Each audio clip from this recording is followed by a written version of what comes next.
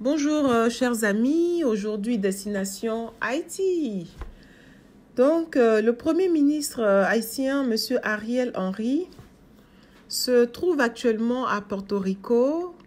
Il est incapable de rentrer car l'aéroport est bloqué par des gangs qui menacent de guerre civile.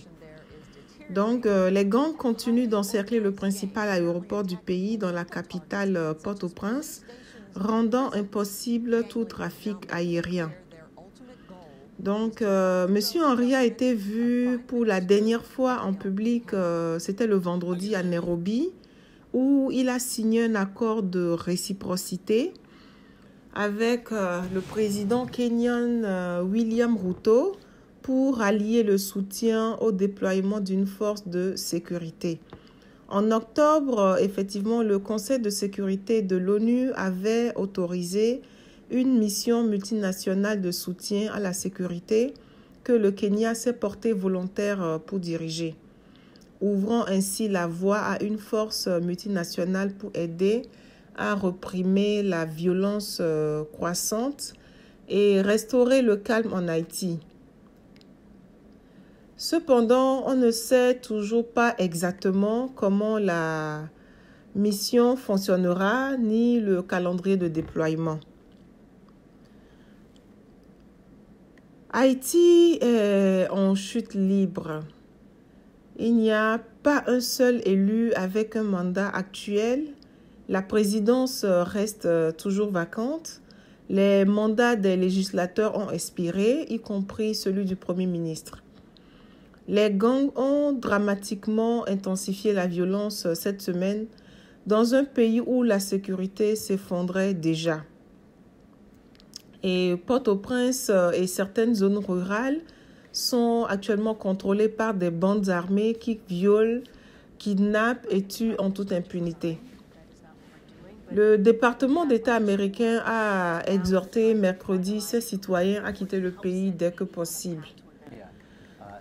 Et une attaque contre la plus grande prison du pays ce week-end a permis à des milliers de détenus de s'échapper, incitant les autorités à imposer un état d'urgence de 72 heures et un couvre-feu nocturne.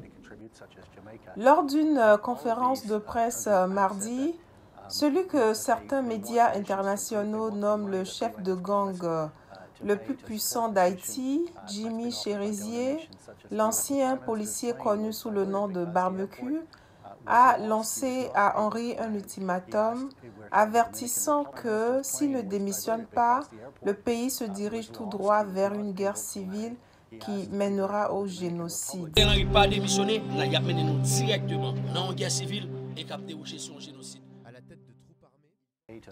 Cherizier met en garde contre des conséquences encore plus désastreuses si la communauté internationale continue de le soutenir. Elle nous entraîne vers une guerre civile. Nous nous battrons jusqu'à la démission d'Ariel Henry. La communauté internationale en particulier, les États-Unis, le Canada, la France et le Corps Group seront responsables de toutes les personnes qui meurent en Haïti, a-t-il déclaré. Des millions de personnes souffrent de la faim, l'eau et la nourriture sont rares dans la capitale. La violence a piégé de nombreux habitants dans leurs maisons et fermé la plupart des hôpitaux publics alors que beaucoup ont besoin d'assistance médicale. Le CHU de la Paix, l'un des rares encore en activité, est débordé, a déclaré mercredi au poste son directeur médical, M. Jean-Philippe Lerbourg. Depuis le 29 février, la Paix a admis 66 victimes par balle et des dizaines de patients présentant d'autres blessures. 2 des victimes par balle sont décédées. Nous ne pouvons pas tenir longtemps. Nous manquons de sang et nous manquons de personnel car beaucoup ne peuvent pas se rendre à l'hôpital, a-t-il déclaré. La situation se dégrade de jour en jour. Les services de sécurité sont débordés et on ne sait toujours pas quand la police kenyane pourrait arriver dans le pays. Le Premier ministre Henry a parlé d'organiser des élections, mais ne les a jamais convoquées. Les politiciens haïtiens discutent depuis longtemps de la possibilité pour Henry de rester Premier ministre et de partager le pouvoir avec un conseil présidentiel. Mais d'autres dirigeants haïtiens et caribéens ont rejeté cette idée. En effet, les dirigeants caribéens considérant le médecin de 74 ans comme un obstacle, plutôt comme une aide, l'ont appelé à se retirer. Mardi, la communauté des Caraïbes, CARICOM, a exhorté Henry à démissionner et a proposé un calendrier pour les prochaines étapes. Un homme politique haïtien qui a participé à des discussions avec les dirigeants haïtiens et la CARICOM a déclaré que la démission d'Henry était inévitable.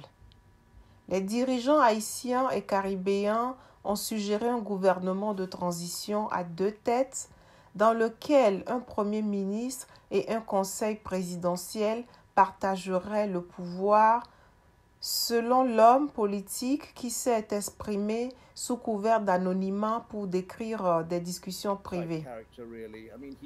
Les dirigeants de la CARICOM affirment de plus en plus qu'il n'y a aucune voie à suivre avec Henry comme Premier ministre. S'il est clair que votre temps est écoulé, tant au sein de l'État que pour les partis intéressés à l'extérieur de l'État, je ne sais pas à quoi sert votre maintien, a déclaré M. Sanders, l'ambassadeur d'Antigua et Barbuda aux États-Unis. En particulier lorsque vous n'êtes même pas dans le pays et que vous êtes coincé à Porto Rico avec très peu de possibilités de retourner dans le pays dont vous êtes censé être le Premier ministre.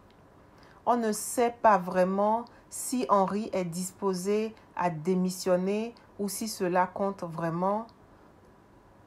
La légitimité d'Henry vient de la communauté internationale et non de qui que ce soit en Haïti, a déclaré Jake Johnston, chercheur associé qui étudie Haïti au Center for Economic and Policy Research basé à Washington. Le ministre des Affaires étrangères de la République dominicaine a déclaré quant à lui dans un communiqué que les États-Unis et Henry avaient demandé au gouvernement dominicain l'autorisation pour que son avion fasse une escale indéfinie sur le territoire dominicain qui borde Haïti, ce que la République dominicaine a rejeté à 2 reprises, indique le communiqué.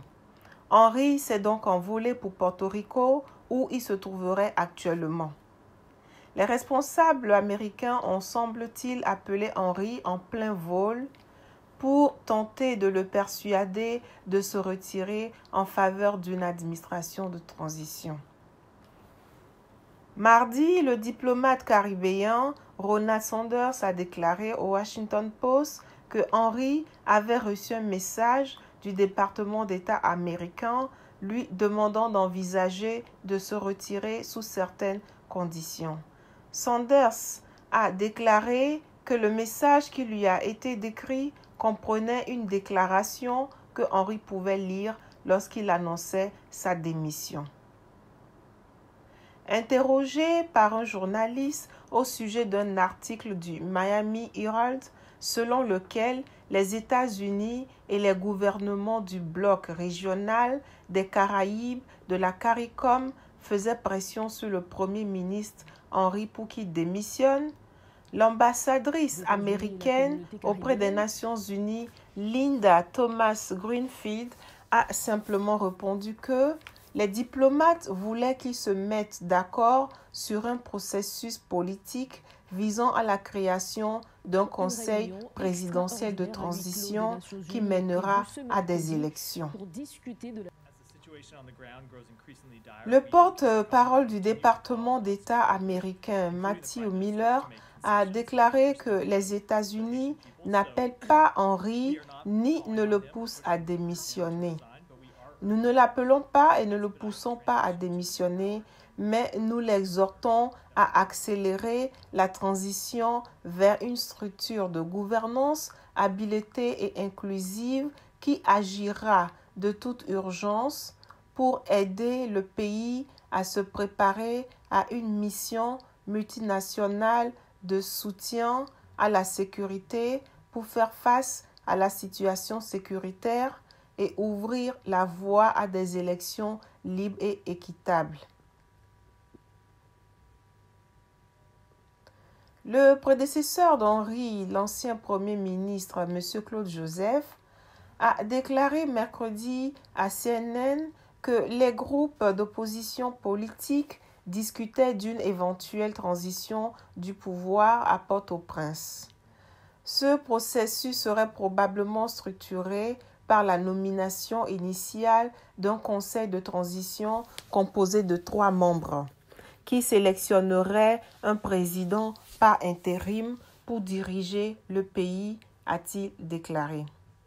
Joseph a aussi déclaré que la démission d'Henry était attendue depuis le 7 février de cette année, faisant référence à la promesse du Premier ministre d'organiser des élections en 2023.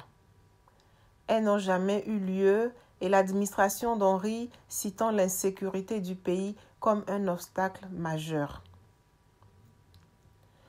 Au milieu de la dernière période d'incertitude politique, les États-Unis se préparent à une éventuelle migration massive depuis Haïti, craignant que de nombreuses personnes pourraient fuir à mesure que la situation s'aggrave, a déclaré le responsable du ministre de la Sécurité intérieure. Le responsable a également déclaré que les services secrets américains avaient aidé à fournir à Henry une protection de sécurité pendant son séjour à Porto Rico, soulignant que c'était une procédure standard pour un dirigeant étranger aux États-Unis. Le Conseil de sécurité de l'ONU devait tenir une réunion sur Haïti le mercredi. Avant la réunion, le haut-commissaire des Nations Unies aux droits de l'homme, Volker Turk, a exhorté la communauté internationale à agir rapidement et de manière décisive pour empêcher qu'Haïti ne sombre davantage dans le chaos. Cette situation est plus qu'intenable pour le peuple haïtien, a-t-il déclaré. Nous manquons tout simplement de temps.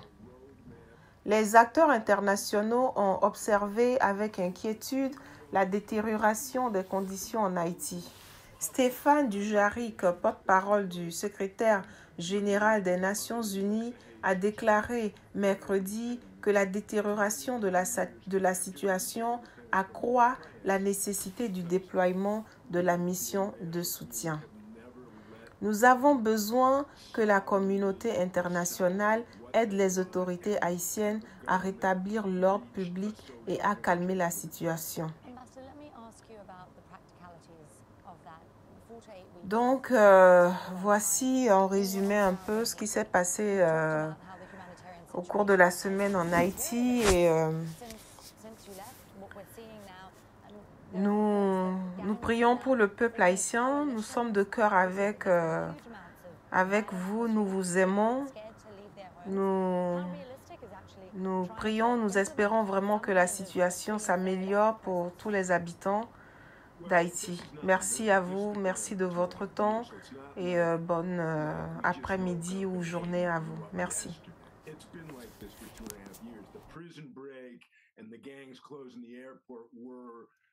Direct messages to Ariel Henry here. I think that we need to let the Haitians get it right for a chance. We weren't concerned about rushing in as the international community 2 weeks ago when it was